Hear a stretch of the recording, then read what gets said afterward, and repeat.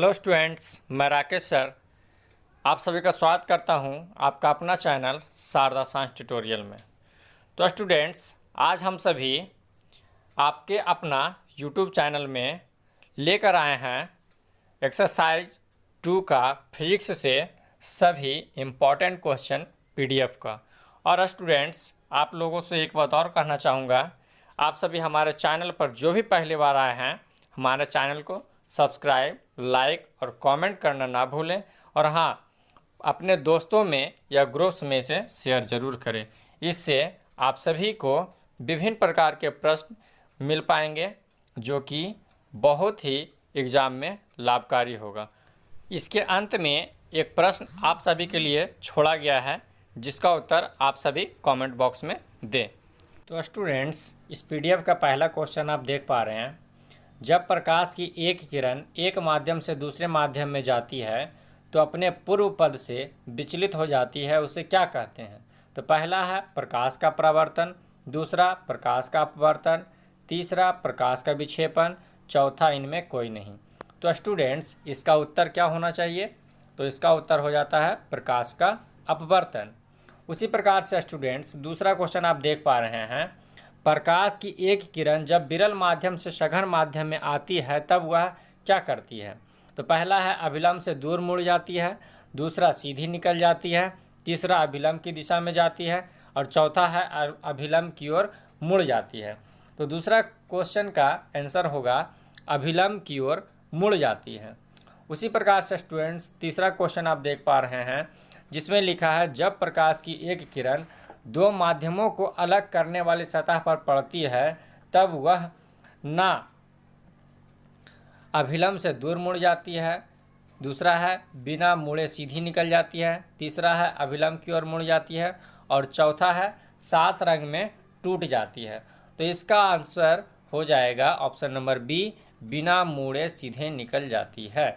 उसी प्रकार से चौथा क्वेश्चन आप देख पा रहे हैं स्टूडेंट्स, पानी में भरी बाल्टी की गहराई कम मालूम पड़ने का क्या कारण है?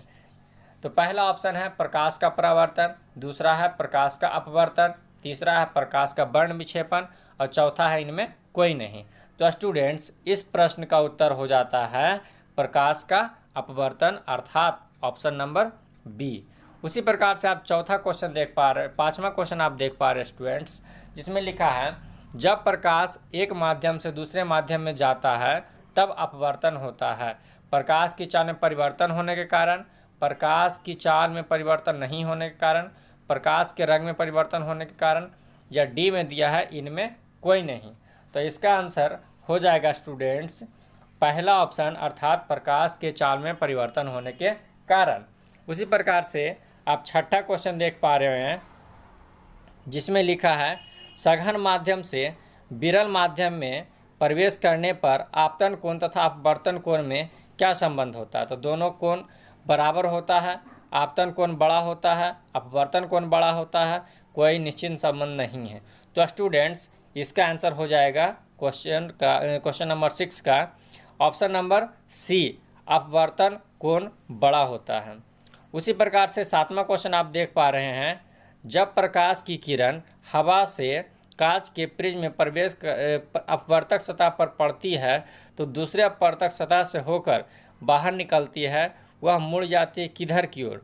तो प्रिज्म के शीर्ष की ओर, प्रिज्म के आधार की ओर। किरण के मुड़ने का कोई नियम नहीं है, या चौथा ऑप्शन है इनमें कोई नहीं। तो ये हमेशा किधर मुड़ता है? प्रिज्म के आधार की ओर, अर्थात ऑप्शन नंबर बी।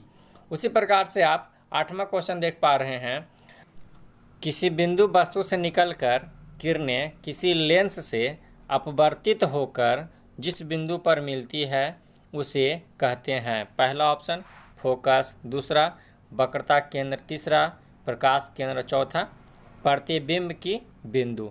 तो स्टूडेंट्स, इस क्वेश्चन का आंसर हो जाएगा ऑप्शन नंबर डी, प्रतिबिंब की बिंदु। तो आइए देखते हैं क्वेश्चन नंबर 9, निम्नलिखित में किसका उपयोग लेंस बनाने के लिए नहीं किया जाता है? प्लास्टिक का, पानी का, मिट्टी का, कांच का। तो स्टूडेंट्स, आप सभी इसके बारे में पढ़ चुके हैं, मिट्टी का कभी भी उपयोग लेंस बनाने में नहीं किया जा सकता है। उसी प्रकार से क्वेश्चन नंबर 10 दिया है, निम्नलिखित में से कौन किसी वस्तु का वास्तविक प्रतिबिंब बना सकता है? कांच की समतल पट्टी, अवतल लेंस, उत्तल लेंस या डी में दिया है इनमें कोई नहीं। तो स्टूडेंट्स इसका आंसर हो जाएगा उत्तल लेंस अर्थात ऑप्शन नंबर सी।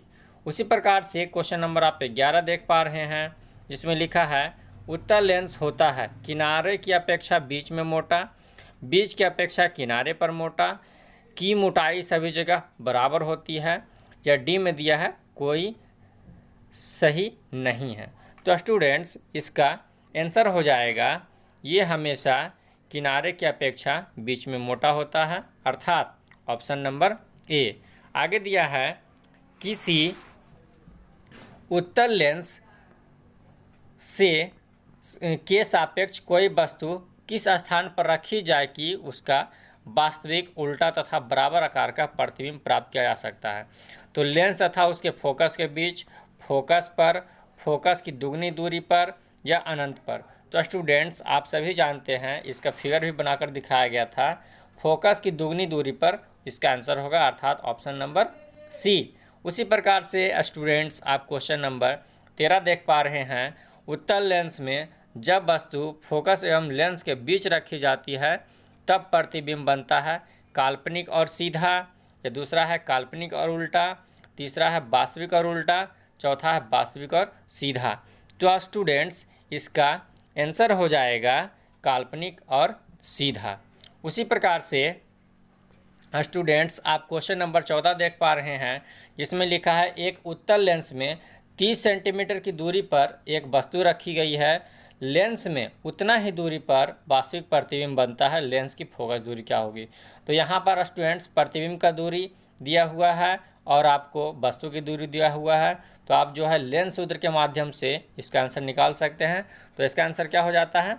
इसका आंसर हो जाता है ऑप्शन नंबर सी 15 सेंटीमीटर। आगे चलते हैं, 15 नंबर क्वेश्चन आप देख पा रहे हैं, इसमें लिखा है कि एक अवतल लेंस की फोकस दूरी 20 सेंटीमीटर है तो उसकी क्षमता कितनी होगी अर्थात उसका पावर कितना होगा? तो पावर का फॉर्मूला हम लोग जानते हैं P बराबर 1/f। तो इसके माध्यम से आप निकालेंगे तो क्या होगा? पहला दिया है ऑप्शन नंबर ए में 2 डायोप्टर, दूसरा दिया है -2 डायोप्टर, तीसरा दिया है 5 डायोप्टर और चौथा दिया है -5 डायोप्टर। तो स्टूडेंट्स इसका क्वेश्चन का आंसर क्या हो जाता है? -5 डायोप्टर, क्योंकि यह जो है अवतल लेंस है। अगला क्वेश्चन होगा, यदि किसी वस्तु उत्तल लेंस की फोकस तथा फोकस दूरी की दुगनी दूरी के बीच हो तो प्रतिबिंब कैसा बनेगा? काल्पनिक सीधा तथा छोटा बनेगा, पहला ऑप्शन था। दूसरा दिया है काल्पनिक उल्टा तथा बड़ा बनेगा, तीसरा दिया है वास्तविक उल्टा तथा छोटा बनेगा और चौथा दिया है वास्तविक उल्टा तथा बड़ा बनेगा। तो स्टूडेंट्स इसका ऑप्शन नंबर डी हो जाएगा, इसका हो जाता है वास्तविक उल्टा तथा बड़ा बनेगा।